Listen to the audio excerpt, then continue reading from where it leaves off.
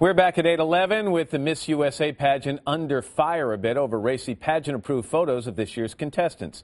NBC's Miguel Almaguer has the details and the pictures that are causing the controversy.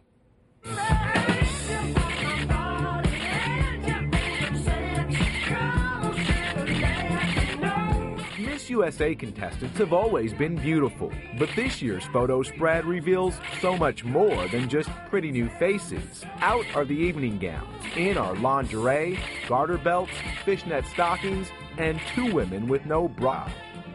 This year, less is more. This level of tawdriness is not what is helpful for our culture. Penny Nance is the CEO of Concerned Women for America. As a mom of a 13-year-old daughter, I worry about the fact that these women are held up in front of our young girls as symbols to be emulated, and it's certainly a concern for American moms. Miss New York 2030! It seems beauty pageants, controversy, and questionable photos have a long tangled history. In 1984, Vanessa Williams was crowned Miss America, but later the same year, she was forced to resign over unauthorized nude pictures. Back in 2007, this was the image that Miss Nevada, Katie Reese, wanted the world to see. But when these provocative photos came to light, she too was dethroned. And just last year, there was Carrie Prejean. A marriage should be between a man and a woman, no offense. After controversial comments on same-sex marriage, she was ultimately stripped of her Miss California crown. Semi-nude photos she posed for didn't help her case. These photos definitely have gotten an audience, I think. Tamiko Nash is a former Miss California who defends the photo shoot and says the pageant has to keep up with the changing times. You know, I don't want to say this is what we should expect to see. But I think what we are seeing is relevance. We're seeing beautiful, smart, intelligent, classy women who just so happen to be sexy. I took your picture. It's a new look for Miss USA, but if a picture is worth 1,000 words, this year's photos are leaving some speechless. For today, Miguel Almaguer, NBC News, Los Angeles.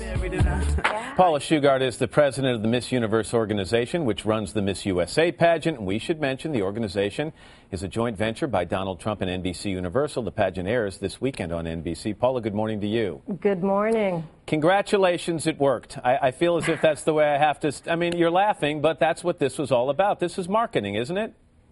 Well, yes, to some degree it's marketing. Obviously, everybody is talking about the photos, but you know, we've always been the cutting-edge pageant. Obviously, we are co-owned by Donald Trump, and he's very fashion-forward, and we certainly do push the envelope. But it is about controversy, too. I mean, these pageants tend to get the most attention when a contestant says something controversial, gets caught doing drugs or alcohol, or takes their clothes off. And here you found an officially sanctioned way to generate the same kind of buzz, haven't you?